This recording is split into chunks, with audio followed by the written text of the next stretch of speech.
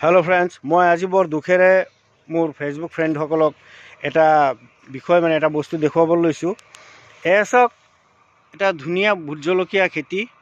এই খেতিত এই ভোট জলকীয়া বাৰীটোত কি হৈছে, গৃহস্থই ইমান কষ্ট কৰি, ইমান ৰ'দে বৰষুণে কষ্ট কৰি, বহুত পইচা পাতি খৰচ কৰি খেতি এটা কৰিছিলে। কিন্তু কোনোবা এনেকুৱা কিছুমান অসাধু ছাগলী পালকে তেওঁলোকৰ ছাগলীবোৰ এৰি দি, এয়া চাওক, গছজোপা আছে ঠিকেই, পাত নাই, ফুল হৈ আছে, এনেকুৱা অৱস্থা। গোটেই খেতিটো আপোনালোকে দেখি পাইছে, ইমান দীঘল, খুব ধুনীয়াকৈ খেতিটো কৰিছে, খুব যথেষ্ট কষ্ট কৰি খেতি কৰিছিলে। কিন্তু এই অসাধু কিছুমান ছাগলী পালকৰ অত্যাচাৰত এনেকুৱাকৈ এই খেতিটো খুৱাই একেবাৰে নষ্ট কৰি দিছে, ধ্বংস কৰি দিছে বুলি ক'ব লাগে।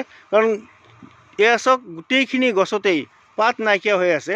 এই জলকীয়া গছজোপা দেখুৱাইছোঁ আপোনালোকক। এয়া চাওক কিমান ধুনীয়াকৈ এয়া জলকীয়াও লাগি আছে। বাইচান্স এটা হৈছে আৰু ইয়াত, কিন্তু হ'বলগীয়া হৈ আছিলে গোটেইখিনি। কিন্তু এনেকৈ ছাগলী লগাই খুৱাই আদায় কৰাৰ কাৰণে খুব বেয়া হৈছে। আপোনালোকে কমেণ্টত কিছু কথা জনাই দিব, যাতে যিসকল অসাধু ছাগলী বা গৰু পালক আছে, তেওঁলোকে যাতে লোকৰ এনেকৈ অন্যায় নকৰে, এনেকৈ লোকচান যাতে নকৰে, এই কথাটো আপোনালোকৰ মেছেজৰ দ্বাৰাই যাতে তেওঁলোকে বুজি পায়। এয়া চাওক, খেতিটো মই আপোনালোকক দেখুৱাইছোঁ। ধন্যবাদ থাকিল, আৰু আপোনালোকৰ কমেণ্টলৈ বাট চাই ৰ'লোঁ।